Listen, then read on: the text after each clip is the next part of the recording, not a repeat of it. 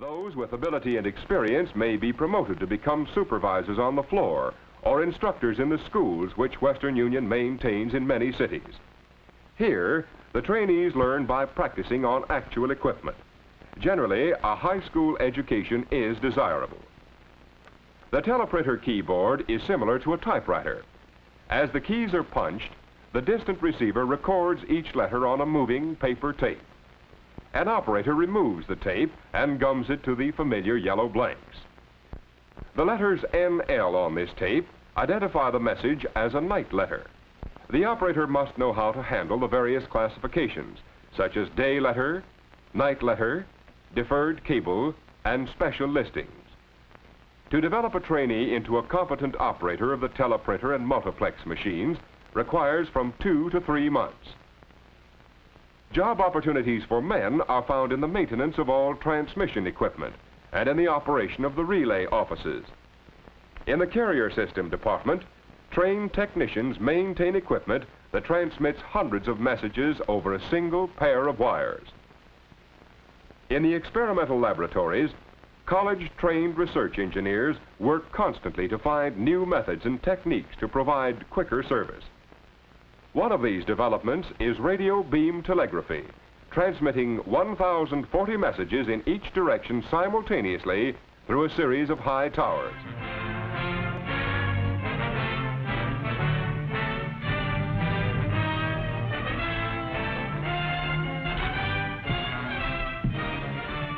Friends, it won't be long now until your new dial telephones are ready to serve you.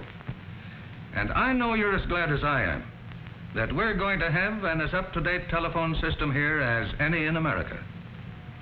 Now, most of you are acquainted with what a dial telephone looks like because nearly all of the installations have been made in your homes. But lots of other work has been going on around town too, as you've probably noticed. The wiring that runs to your homes has been checked. New pole lines have been put up. And new cable has been pulled into place. Things were happening behind the scenes too. In fact, the planning and the work on your new dial system has been underway for some time. A good many months ago, our engineers drew up the plans for the new equipment. It was built to these specifications in Western Electric's factories. Telephone equipment is pretty much standard throughout the whole Bell system. But each community has its own telephone needs. And our equipment must be built to fit those needs. Not only for today, but for years to come. Sometimes new buildings are required to hold the dial equipment. In these cases, we try to have them harmonize with the surroundings. It took a lot of time for our men to install equipment for dial service, and it took many days to put the new telephones in your homes. A little later on, I'm going to ask Miss White of our traffic department to demonstrate how to make a call with your dial telephone. But right now, I want you to listen to a man who has been working on the job of getting dial service ready for use. I'd like Mr. Johnson of our plant department to get up and tell you what happens during the actual cutover from the old system to the new one.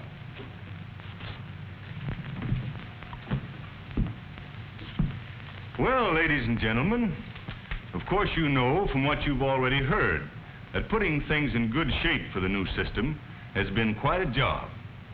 The main thing now is we're heading toward the time when we make the actual change to the new service, what we call the cutover.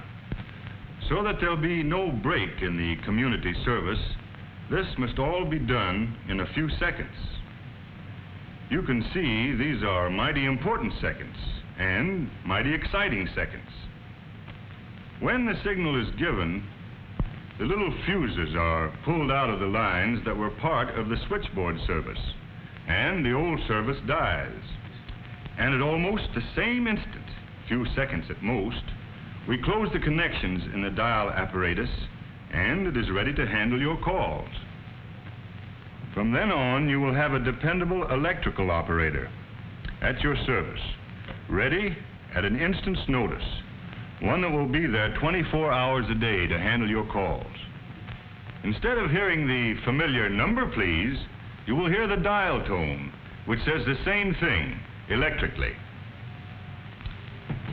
Thank you, Mr. Johnson. And now, Miss White will give you some pointers on using your new dial telephone. Miss White. Mr. Johnson has just told you that your calls are handled in the dial system by an electrical operator.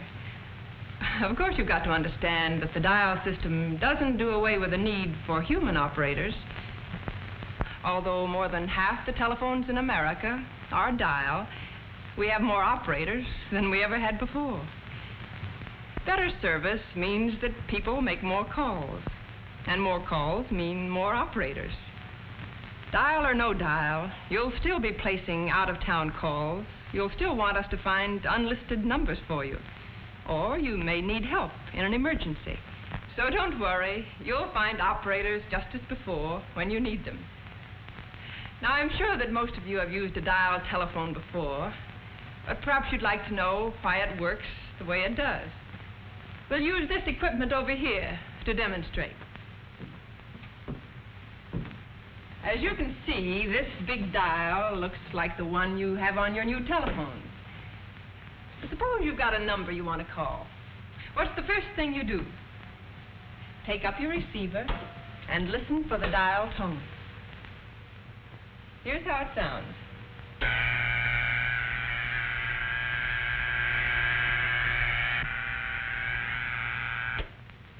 The dial tone is the equipment's way of telling you that it's ready to put through your call. As Mr. Johnson pointed out, it's the same as an operator saying, "Number, please."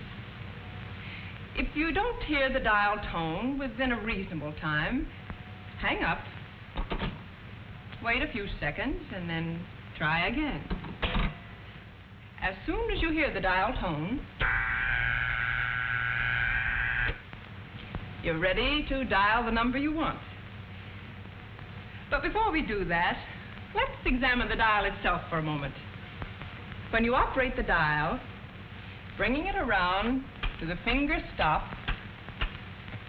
and then release it, an electrical code message is sent to the automatic equipment in the central office. You'll get some idea of what happens over at the central office if you'll think of these columns of lights as representing the central office dial equipment. For example, if the first number you dial is 5, a 5 signal is received at the central office.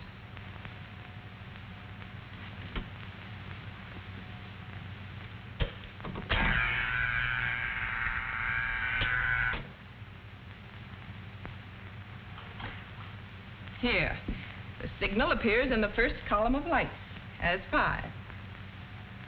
Say the next number you dial is 6.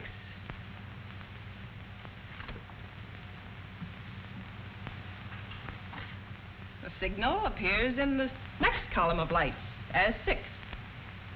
Suppose we say the third number dialed is also a 6.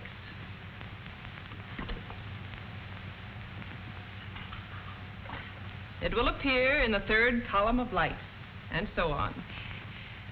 Of course, the dial equipment receiving these signals in the central office is quite different from anything we have here on the platform.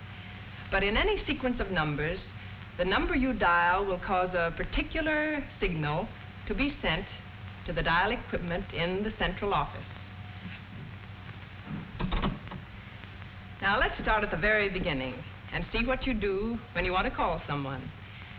First, you get the number from your new directory. Let's say the number is 4567. Then, pick up your telephone and listen for the dial tone. As soon as you hear the dial tone, you can start to dial the number. Here's the dial tone.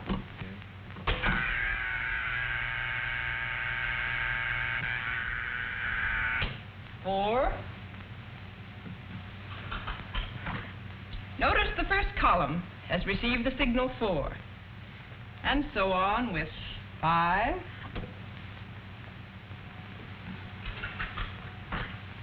6,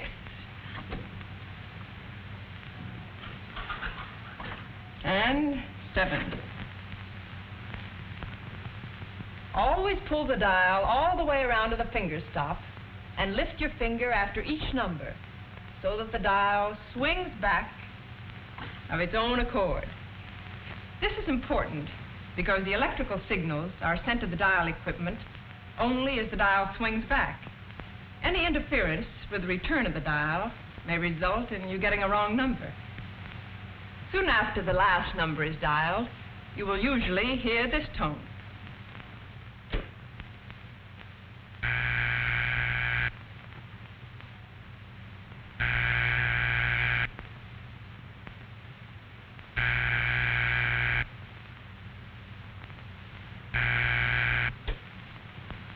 That's the ringing signal. It tells you that the telephone at the number you called is ringing. The party at this number will hear a clear, evenly spaced ring that sounds like this.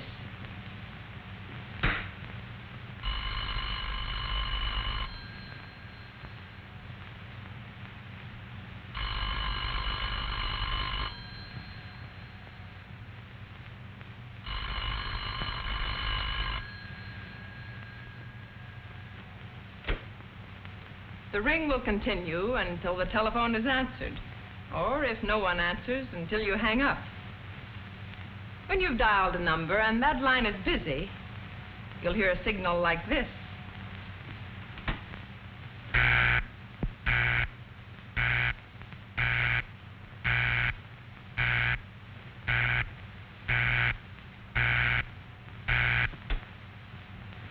If you hear the busy signal, simply hang up and wait a few minutes for the people who are talking on the line to finish, and try again.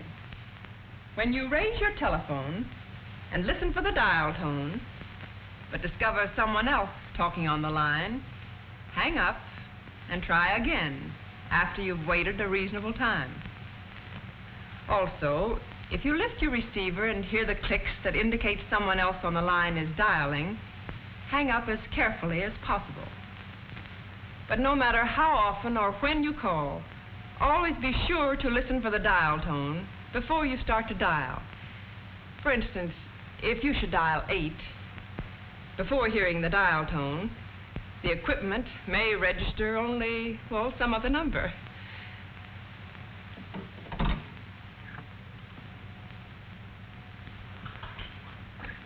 Five. The reason is really very simple. You started to dial before the equipment was ready, and so it didn't receive all the electrical signals you tried to send it. The main things to remember are, first, look up the number in your new directory. Second, raise your telephone and listen for the dial tone.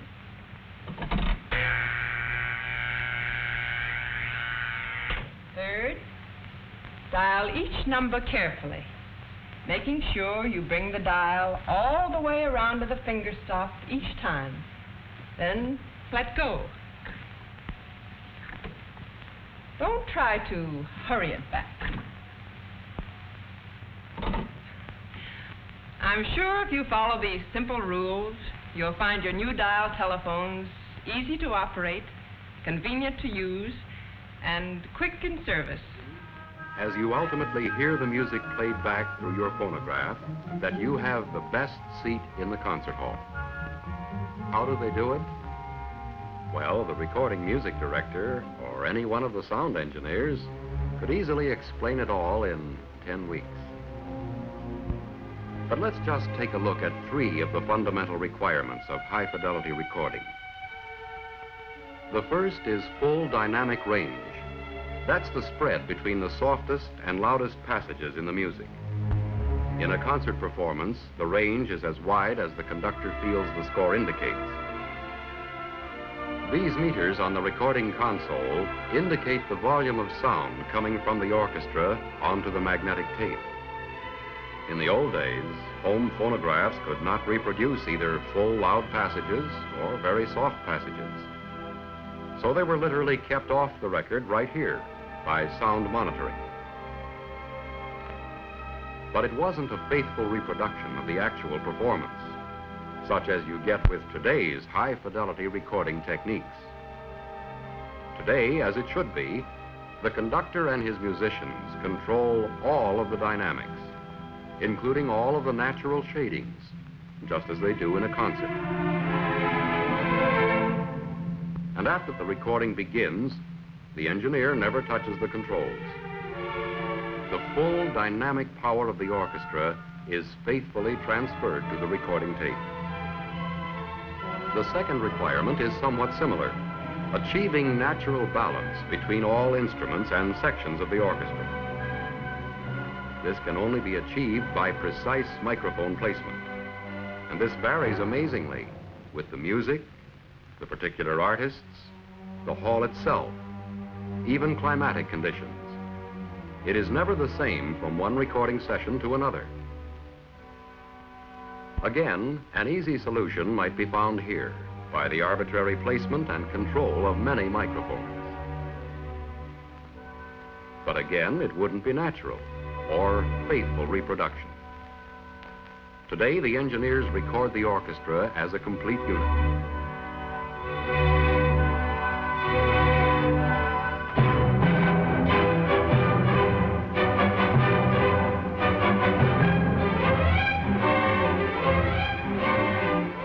The third important requirement in a high-fidelity recording is frequency range, capturing high notes as well as low. This is actually accomplished before the session begins. All it takes is recording equipment of enormous cost and capacity, such as this recording console. It faithfully handles all sounds audible to the human ear, the entire frequency spectrum from 20 to 20,000 cycles per second. And with less than 0.2% distortion, it transfers them to the swiftly spinning magnetic tape. A new challenge here is stereophonic recording. This requires dual mics, dual-track tape machines, and a stereophonic mixer. But for those who have the equipment, it also permits two-system or stereophonic playback in the home. There are other high-fidelity requirements, such as presence, definition, clarity. But with time and patience, and enough retakes, they get on the record too. Eventually, there is a playback that everyone recognizes as the image they were seeking, both artistically and acoustically. They have a truly faithful recording of Romeo and Juliet. And we are one step closer to having it in our home.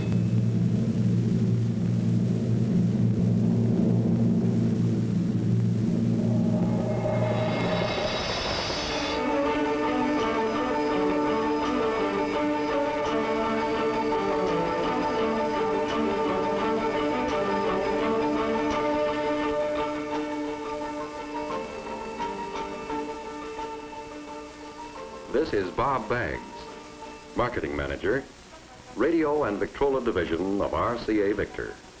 What you're going to hear about today is nothing short of a miracle. It's dramatically new. It's an RCA Victor exclusive, made possible only through years of research, inventions, and innovations.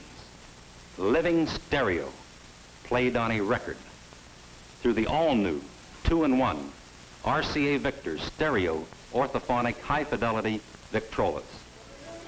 In this speaker, you can hear the left-hand section of the orchestra predominating.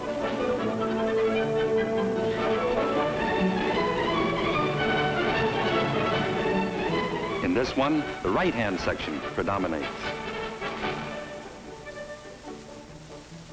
And together, they give us the fullness of living stereo.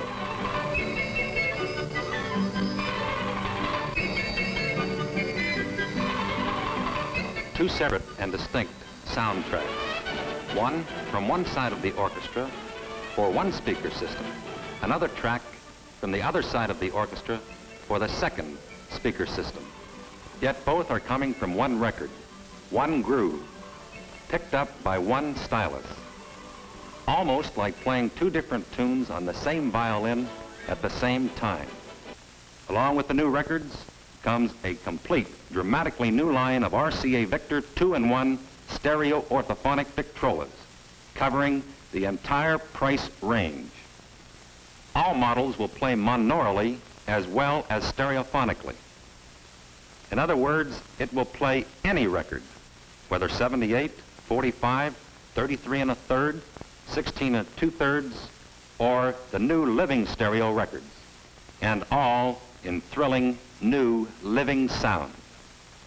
In addition, for those customers who have purchased or may want to purchase new orthophonic high-fidelity Victrolas and who may at a later date want to convert to living stereo, RCA Victor will offer amplifiers, stereo pickups, speaker cabinets, and the necessary leads to permit a simple and inexpensive conversion. And now, while Ferdy Groffe's brilliant and beautiful Grand Canyon Suite is being played, you are going on a ride on the diamond tip of RCA Victor's new living stereo stylus as it plunges down through a canyon of sound where music is made.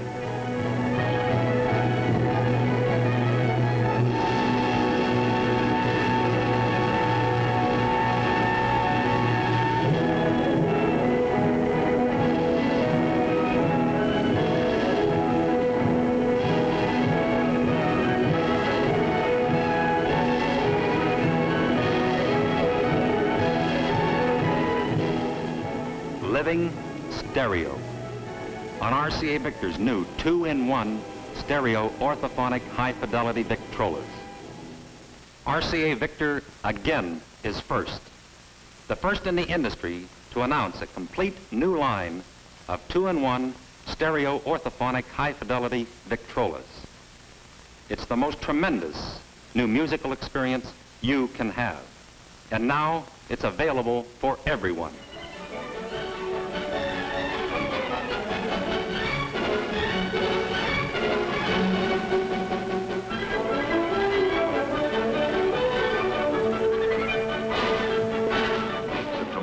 Had to be discovered now.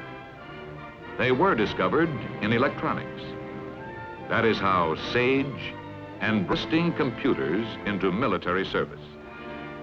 Electronics for combat use means new concepts, new tools, new weapons. You are listening to the heartbeat of the SAGE computer. Every instrument in this room is constantly monitoring, testing, pulse taking, controlling. For this is the programming and operations center for the SAGE computer which surrounds it. To it come continuous streams of data, which it continuously absorbs and stores on magnetic drums, tapes, and cores. Data from radar units, Texas towers, picket ships, early warning aircraft, ground observer corps, weather bureaus. To say nothing of up-to-the-minute data on all regularly scheduled commercial air flights. It also packs away information as to the number, location, and characteristics of all military craft, all anti-aircraft guns, all defensive missiles in the area. And this computer is on the job around the clock with 24-hour-a-day reliability. It is really two computers, but only one is operating the system. The other, with the same vast memory, performs as a slave, checking calculations and results, ready to take over in a matter of seconds should the master computer falter. All this is housed in one of the new headquarters of computer defense, one of the direction centers of what the Air Force calls SAGE.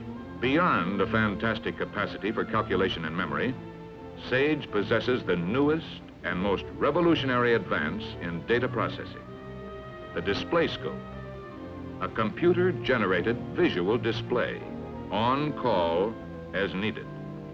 Until SAGE, the miracle of the computer was its ability to calculate in split seconds and then provide printed information. But SAGE needed more than this. For the lightning shifts of air battle, the Air Force requested from IBM a computer capable of translating volumes of changing data into a continuous flow of interpretations, which could be understood at a glance. Air defense required split-second presentation as well as split-second calculation. Given this objective, IBM applied the latest extension of data processing, the display scope, a giant picture tube on which computer results are instantaneously and continuously translated into graphic images. In SAGE, airmen have the battle visualized for them on the computer-generated display. 2 floors above the great computers are the batteries of display scopes. Although they look like the offspring of a marriage between a television tube and a radar screen, display scopes do not show physical images transmitted from elsewhere.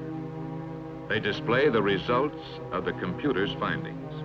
SAGE, with its display scope, also has one feature possessed by neither a television or radar screen. It has memory. In case of enemy air attack, not only can a clear picture of the changing air situation be displayed on the scope, but if the airman wishes to see how things got that way, the scope can recall any previous phase of the situation from the computer's memory. By analyzing the past, SAGE can project into the future.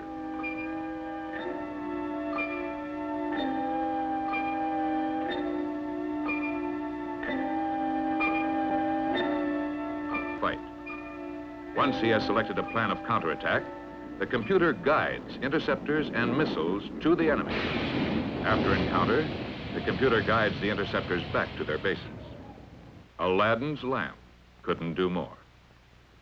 What is the most precious commodity that electronics defense wins us? Time. Long before the bomber reaches our defense perimeter, the computer's memory will identify it as friendly. But if a flight of planes were identified as hostile, then in a matter of minutes,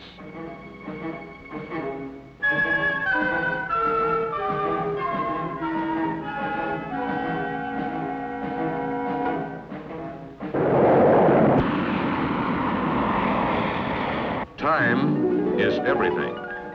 This is electronic defense in depth for easy ground and air maintenance. These and other problems were all finally solved by unique design and by employing the basic principle of modular construction.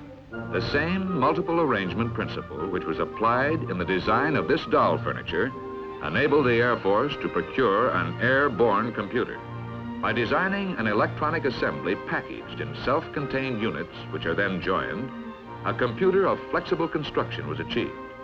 It can either be installed in a compact unit or parts can be distributed according to the space available. Self-contained units make it easier to achieve durable construction and easier to test each unit for reliability. Under all conditions, an airborne computer is likely to be exposed to, and some highly unlikely ones. High altitudes up to 120,000 feet. Low temperatures down to 100 degrees Fahrenheit, below zero. High temperatures up to 200 degrees Fahrenheit. Sunlight.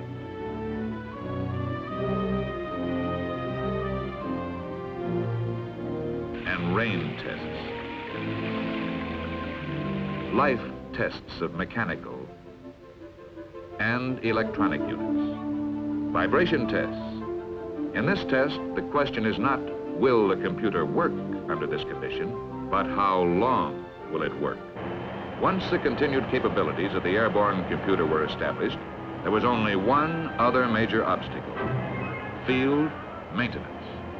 To solve this problem, IBM drew on its commercial experience. It converted its control panels to military use. In order to test a unit of an airborne computer, the technician merely selects the proper control panel. He then plugs the units into the test equipment, and the signal lights tell him whether the units are working or not. This puts testing computer units in the same class as testing light bulbs. Today, the airborne computer is no longer a theory, nor an experiment. It's a fact, tested, functioning, practical, and restricted. The whole town's a bustle. Yes, sirree, there's going to be a parade, too. And what's a parade without festive bunting and gala decorations? And bands. So the boys with the tall shakos practice their strut. And all over town, the final touches are put on sleek and shiny floats. For this parade is going to be a mile long. And some of the out-of-town floats have to be hustled over the road to make it on time. And in the town auditorium, a troupe of Broadway and Hollywood artists feverishly polish their song and dance routines, symbolizing the teamwork and progress of GM people everywhere. For their show is to be played to a standout audience of very important guests, hundreds of guests, many of whom will arrive in Flint on a train pulled by a glistening diesel, a golden engine for a golden day. Yes, sir, there's excitement from coast to coast on this day. Everywhere General Motors people are at work. For today in the USA, the entire GM family is playing host, with open house at every plant. For this is a special day, a once-in-a-lifetime day, a day of achievement for the whole USA. For on this day, General Motors is building its 50 millionth car. No one has ever come close.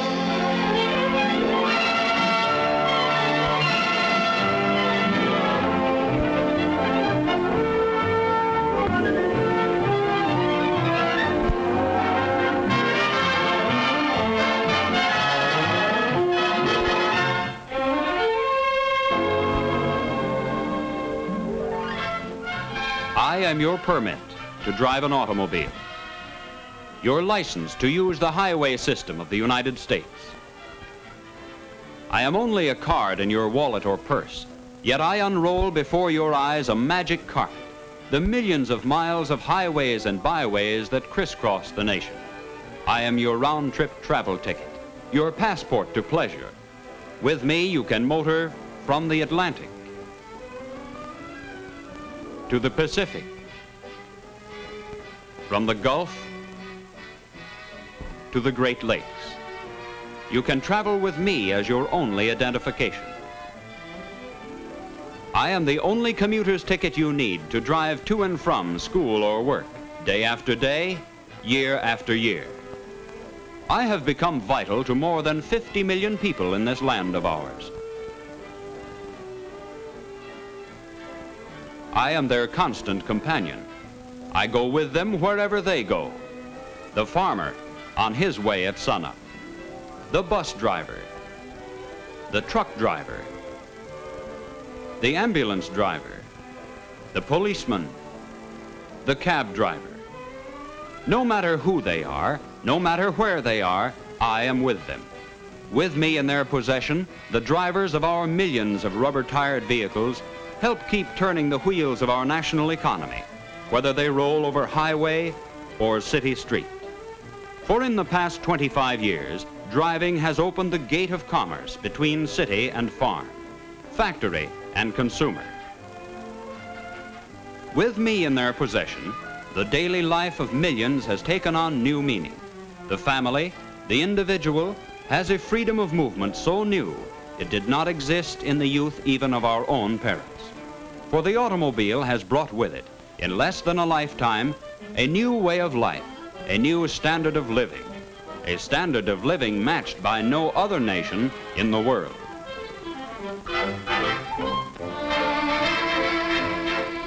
Because of the automobile, new industries have taken their place on our national landscape to add billions to our wealth by providing goods, services, and job opportunities undreamed of only yesterday. Our whole way of living has become geared to the automobile. I am your permit, your license, your permission to drive. I am a privilege and an obligation. Your obligation to drive skillfully, carefully, and legally. The men who use motor cars or trucks in their business. The plumber. The painter. The florist. The meter man. The rural mail carrier. And of course, the more than 2 million salesmen on the road. Now, it seems that we've found out something else about the motor car and its effect on our living. 1 worker out of 7 either makes cars or parts, or sells or services them. And another 1 worker out of 7 uses the motor car to make his living. Pardon us, sir, but what do you do? Why, I'm a traveling trimmer. Yes, this man is a traveling trimmer who makes his living with his pruning saw and his truck. Yes, for that second man out of 7, there are all kinds of jobs that you might not even think of as being connected with the motor car. The traffic policeman, and the people who make and sell traffic lights and parking meters. But would you think of railroad engineers? You would if you knew that transporting raw materials and finished products to keep our American system of individual transportation by motor car rolling takes 4 million freight carloads per year. 1/6 of all retail business firms are connected with the automobile. Yes, even including little Jimmy's first business venture, the motor car makes business for America. And 1 out of every 5 retail sales dollars in America changes hands because the motor car made it possible. Yes, the motor car has been a key factor in all the ways we do business in America. But it has had even greater effect on the way we live and the pleasure we get out of living.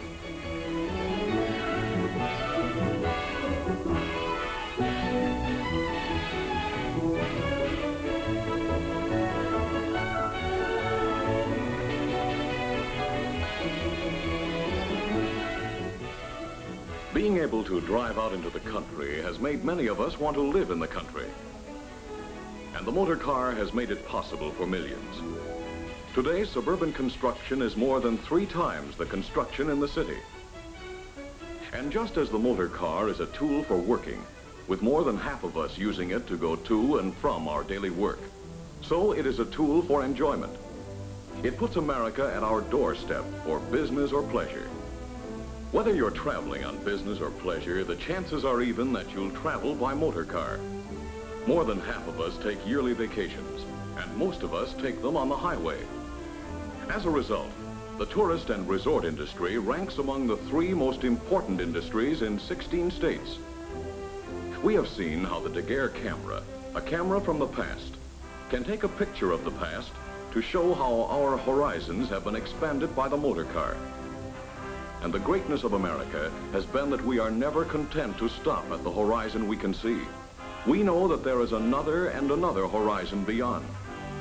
The motor car industry, as it has recognized its responsibilities in our progress through yesterday to get where we are today, is already at work on the design of tomorrow, exploring, developing, testing to improve the cars we drive, to make them safer, more comfortable, more enjoyable. If we are to realize in full the motor car's vast potential for good, we must use it and care for it wisely. The motor car has been the key to open new horizons, not for the few, but for all. And all of us share in the responsibility of safeguarding the benefits it has brought. If we plan for the future, if we look ahead to clear all obstacles and roadblocks, if we recognize the importance of this great individual freedom of movement, the motor car will be the key to our ever-widening horizons of tomorrow.